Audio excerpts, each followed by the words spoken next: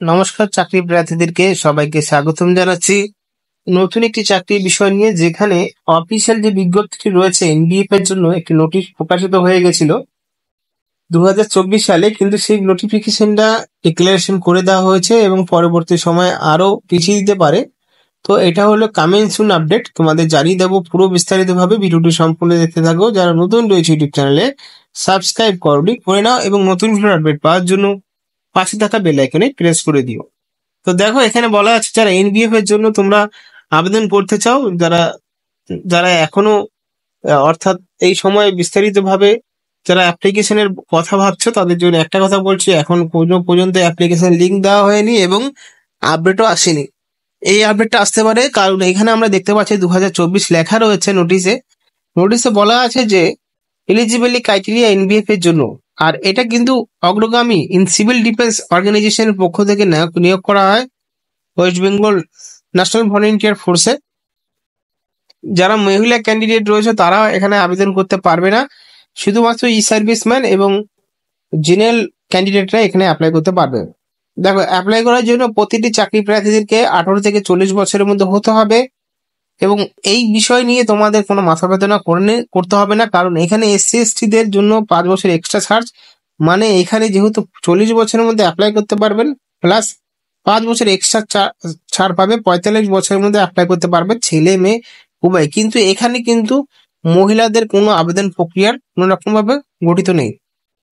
এবং যারা রয়েছে হলো ওবিসি, তাদের জন্য শুধুমাত্র 3 বছরের ছাড় দেওয়া হবে, অর্থাৎ যদি যুক্ত করা হয় 43 বছরের মধ্যে অ্যাপ্লাই করতে পারবে। বয়সটা অনেকটাই রয়েছে এবং যারা এখনো পর্যন্ত কোনো চাকরি পাওনি তারা কিন্তু এই পোস্টগুলোর জন্য আবেদন করতে পারো যখন আপডেট আসবে। অ্যাপ্লিকেশন করার সময় মাথায় রাখতে হবে যে সকল চাকরি প্রার্থীদেরকে মাধ্যমিক পাস করতে হবে। এবার অনেকে আমাকে কমেন্ট বক্সে জিজ্ঞাসা করেছিল যে মাধ্যমিক পাসের সাথে কি এনসিসি বা কোনো স্পোর্টস কোটার মধ্যে হতে হবে কিনা। নো, এরকম কোনো সিদ্ধান্ত এখানে লেখা নেই। শুধুমাত্র নর্মাল বেঙ্গলি অর্থাৎ ওয়েস্ট বেঙ্গল বোর্ডের থেকে মাধ্যমিক পাস করলেই কিন্তু এখানে অ্যাপ্লাই করা যাবে। এর জন্য কোনো অফিসিয়াল ভাবে কোনোভাবে এনসিসি এবিসি কোনো কিছু র্যাঙ্কের দরকার নেই এবং কোনো এক্সপিরিয়েন্স এবং এখানে স্কিলসেরও দরকার নেই, আর সাথে কোনো স্পোর্ট কোটারও দরকার নেই। যারা চাকরি পাবেন তারা শুধুমাত্র মাধ্যমিক পাস করলেই হবে। এবং এই নিয়োগগুলো কিন্তু সমস্ত এনবিএফ এর নিয়োগ কিন্তু পরীক্ষা হয়, যেরকম কনস্টেবলের হয় সেরকম পরীক্ষার মাধ্যমে মাঠ পাস করে নিয়োগ করা হয়। শুধুমাত্র এদের বেতনটা কম, বেতনটা দেওয়া হয় 18,994 টাকা। কিছুদিন আগে ডিও বেড়েছে, সে ডিও যুক্ত হবে, সাথে এদেরকে 3 টাকা প্রতি রোজ করে বেড়েছে। অনলাইনে সাবমিশন করতে পারবে, যেটা পাঞ্জাব ন্যাশনাল ব্যাংকের মাধ্যমে তোমাদের চালান কেটে করতে হবে বা ইউনাইটেড ব্যাংক অফ ইন্ডিয়ার ব্যবহার করে করতে হবে। চালান কেটে করতে হবে, এটা অনলাইনে ডাইরেক্টলি যে পেমেন্ট করে দেবে ইউপিআই বা ব্যাংক বা ক্রেডিট কার্ড দিয়ে, সেটা কিন্তু হবে না। এখানে চালানের মাধ্যমে অ্যাপ্লিকেশন করতে হবে। যখন অ্যাপ্লিকেশনটি করবে তখন সেই চালানটা বের হবে, সেটাকে জমা দিতে হবে। জমা দেওয়ার পরে সেটাকে আবার স্পিড পোস্ট বা ডাকযোগের মাধ্যমে পাঠিয়ে দিতে হবে। তো এনবিএফ এর সমস্ত বিস্তারিত ভাবে আপনাদের জানিয়ে দিচ্ছি কিভাবে কি হয়, দেখতে থাকো। দেখো, এনবিএফ আর হোমগার্ড কিন্তু একই জিনিস। হোমগার্ড শুধুমাত্র একটি পর্যায়ে নিয়োগ করা হয়, যেটা এখানে ছেলে মেয়ে সবাই পার্টিসিপেট করতে পারে। এনবিএফ এর জন্য কিন্তু সবাই পার্টিসিপেট করতে পারে। এই পর্যন্ত এনবিএফ শুধুমাত্র পুরুষদের জন্যই নিয়োগ করা হচ্ছে।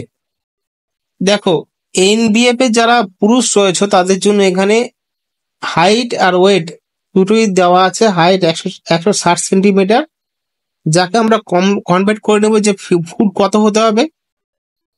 দেখো, বেশিটা কিন্তু হাইট প্রয়োজনও নেই, 5 ফুট 2 ইঞ্চি দরকার, মানে এতটাই কম হাইট দরকার আছে সেখানে।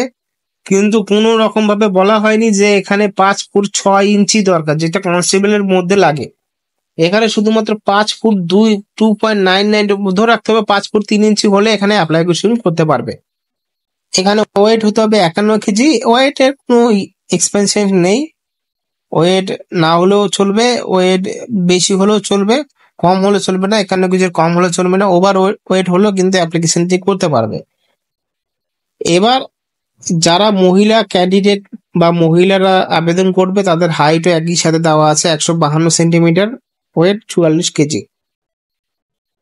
এবার দৌড় ঝাঁপ, রানিং লং জাম্প রয়েছে। লং জাম্পটা এখন আর হয় না, লং জাম্পটা কাটাতে দিচ্ছে, লং জাম্পের কোনো প্রয়োজন নেই, শুধুমাত্র রান হয় 800 মিটার 3 মিনিটে, আর 100 মিটার দৌড়াতে হবে 15 সেকেন্ডে। যে কোনো দুটো ক্যাটাগরিতে চুজ করতে পারো, 800 মিটার বা 100 মিটার। 15 সেকেন্ডে 100 মিটার দৌড়াতে হবে বা 3 মিনিটে 800 মিটার দৌড়াতে হবে, সেটা ডিসিশন নিয়ে অ্যাপ্লিকেশনটা করতে পারবে। দেখো, ফিজিক্যাল টেস্ট এবং ইন্টারভিউর মাধ্যমে হোমগার্ড নিয়োগ করা হয়, কিন্তু এবার এনবিএফ এর ক্ষেত্রে রিটেন এক্সামিনেশন হবেই এবং 3টে ধাপে নিয়োগ করা হবে। এবার দেখো যে বেতন দেওয়া হচ্ছে হোমগার্ডের 565 টাকা, একই বেতন। এবার আমরা এটা ক্যালকুলেশন করে নেব কি বলা হচ্ছে। অনেক চাকরিতে সিভিক ভলেন্টিয়ার বা অন্য কোনো চাকরিতে কিন্তু 28 দিনের বেতন দেওয়া হয়, কিন্তু হোমগার্ড এনবিএফ এর কনস্টেবলের জন্য এখানে 30 দিনেরই বেতন দেওয়া হয়। দেখতে পাচ্ছ এখানে 16,950 টাকা বেতন, প্লাস ডিএ দেওয়া হয়। ডিএ কত? ডিএ এখানে 1400 টাকায় আমি অ্যাড করছি। তারপরে এখানে দেওয়া হয় রেশন অ্যালাউন্স 1500 টাকা। তারপরে এখানে 1500 টাকা রেশন অ্যালাউন্স দেওয়া হয়, এবং থাকার জন্য বাসস্থানের জন্য এখানে আরো 1500 টাকা দেওয়া হয়। এইটা রয়েছে হলো হোমগার্ড এবং এনবিএফ এর মায়না। যদি কোনোভাবে আরো ভালোভাবে বিস্তারিত যেভাবে জানতে হয় কমেন্ট বক্সে জিজ্ঞেস করবেন, এবং কামিং সুন এনবিএফ এর রিক্রুটমেন্টের যে অ্যাডভার্টাইজমেন্ট সেগুলো সব বিস্তারিতভাবে আসবে, শুধুমাত্র আমাদের চ্যানেলে ফলো রাখবে। ধন্যবাদ।